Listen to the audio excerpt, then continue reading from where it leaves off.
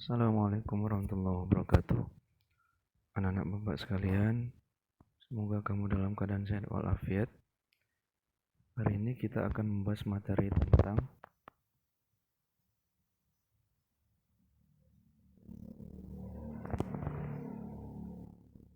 infak di jalan Allah dalam Al-Quran.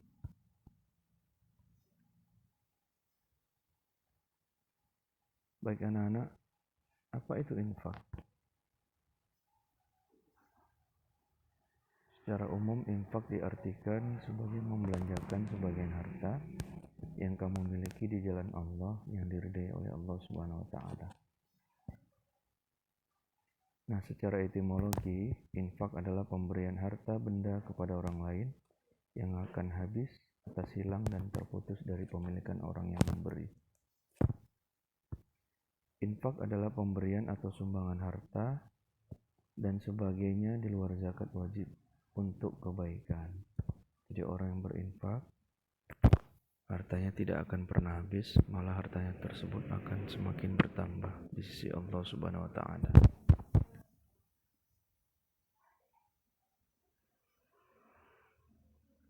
Allah menguji manusia dengan kelapangan dan kesempitan.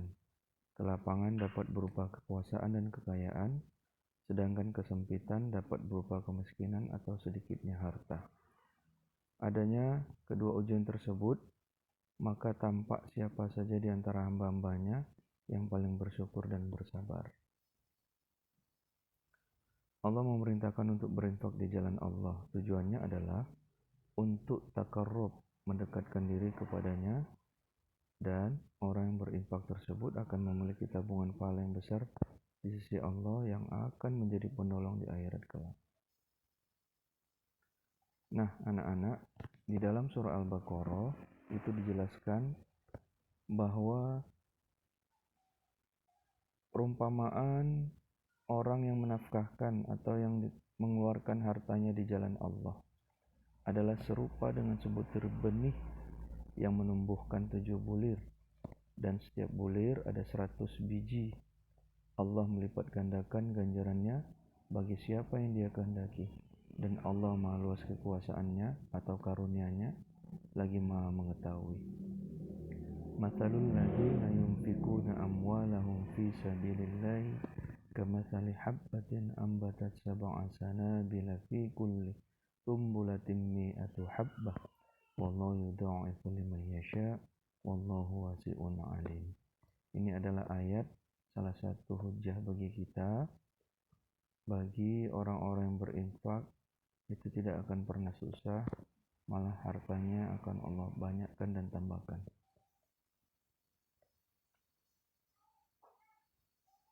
Dalam penerapan kehidupan sehari-hari, orang yang berinfak itu orang yang senantiasa selalu bersyukur atas pemberian Allah. Yang kedua, selalu berusaha mendekatkan diri kepada Allah Subhanahu wa taala. Yang ketiga, mempersiapkan bekal pahala untuk kembali ke alam akhirat.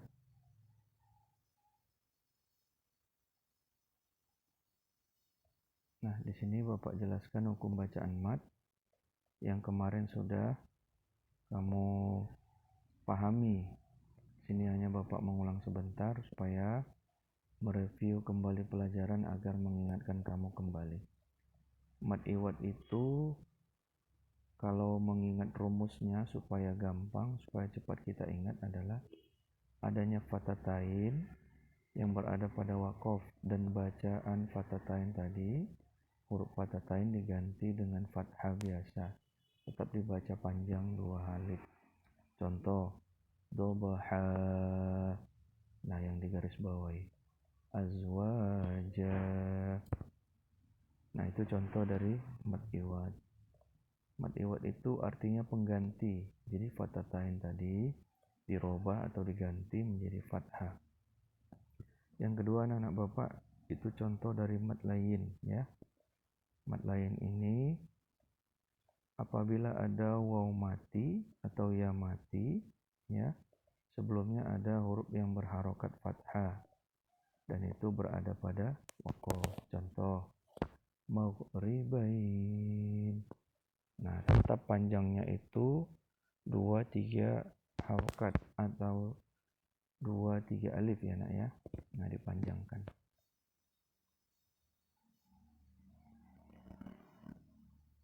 Nah, yang terakhir mad arid disukun. Ini hampir sama dengan mad asli. Contoh, minju. Yang membedakan dengan mad asli adalah, atau mad tabi'i adalah, kalau mad arid disukun dia berada pada waqaf, sedangkan mad tabi'i atau mad asli dia berada di tengah-tengah ayat atau kalimat. Contoh dari mad arid disukun selanjutnya, fawailul lil musallin, tetap dipanjang 3 alif atau 2 alif dan seterusnya.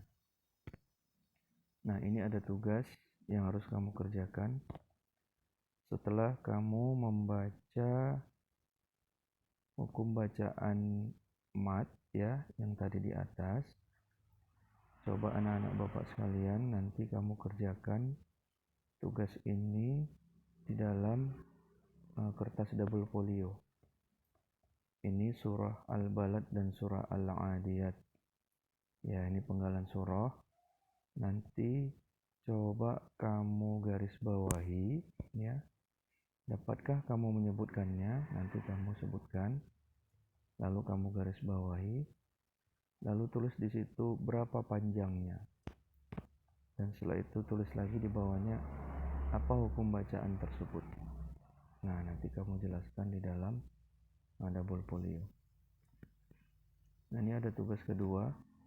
Setelah kamu memahami materi di atas, agar kamu lebih memahami materi tersebut, buatlah sebuah ringkasan materi, kedudukan dan fungsi Al-Quran dan hadis dalam Islam. Buatlah ringkasan tersebut dalam bentuk skema peta konsep. Peta konsep itu maksudnya kamu buat ke dalam sebuah bagan atau kotak-kotak. Nah, itulah intisari dari mata pelajaran kita yang kita pelajari. Tulislah skema tersebut di atas karton, kemudian dihiasi semenarik mungkin. Nanti bisa hasilnya kalau sudah siap, kamu fotokan atau kamu videokan ke bapak dan kamu jelaskan satu persatu. Untuk penilaian, sudah bapak siapkan draft penilaiannya. Penilaian meliputi kegiatan diskusi ya, kegiatan pribadi dan kelompok itu sudah bapak siapkan. Demikian ya nak, mudah-mudahan dapat bermanfaat bagi kita. Jangan lupa tugas ini dikumpul minggu depan. Bila taufiq wal hidayah. Assalamualaikum warahmatullahi wabarakatuh.